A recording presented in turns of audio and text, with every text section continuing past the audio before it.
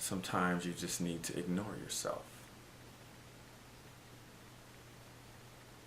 Sometimes at my workshop I do an exercise called Ignore the Prompt. Some of you guys have heard this exercise. I've seen it done before, where I ask a question that I know everyone knows the answer to, and the idea is that you just hear the question, and you just kind of ignore it in a way. You just allow the question to go through you, but you don't listen to the question.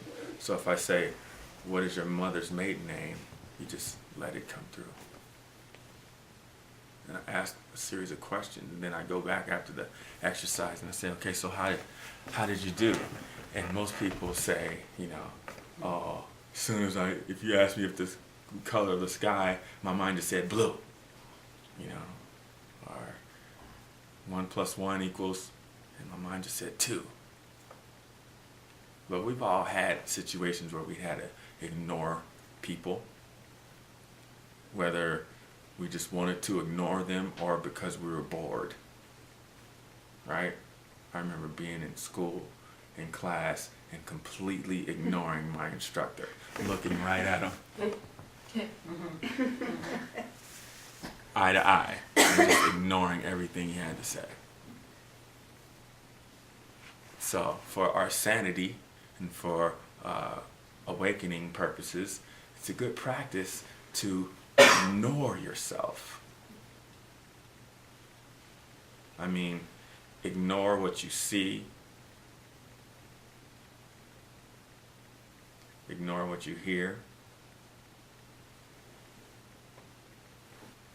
what you feel, what you think.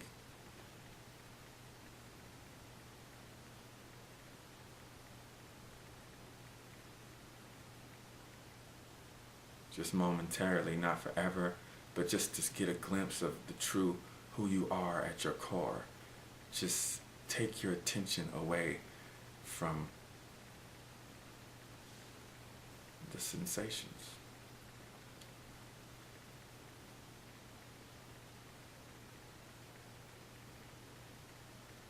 It's like, how still do you have to be in order to ignore yourself?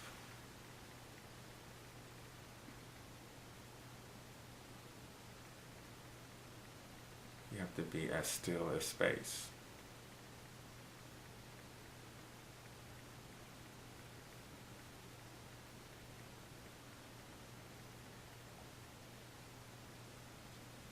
Everything that you feel, everything that your senses are reporting to you is none of your business. At least for an instant. See, because when you see yourself from that point of view, like no influence from anything no memory, no influence from memory. When you just get a glimpse of your being from that perspective, then you can never again look at yourself the same way. This identity that's attached to your name and your story. You'll automatically see that as an illusion or a mirage that's created by the mind. You'll automatically discover that there's no ongoing you. You are only who you are in the present moment.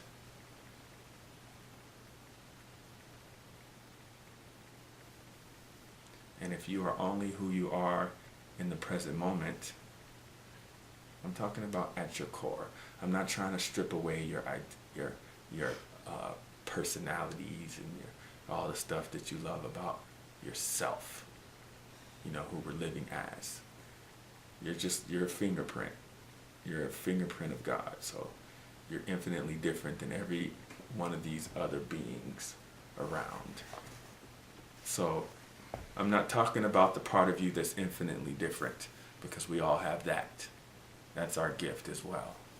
But for self-discovery purposes, we have to discover that part of us that's infinitely the same. And that requires you to ignore yourself.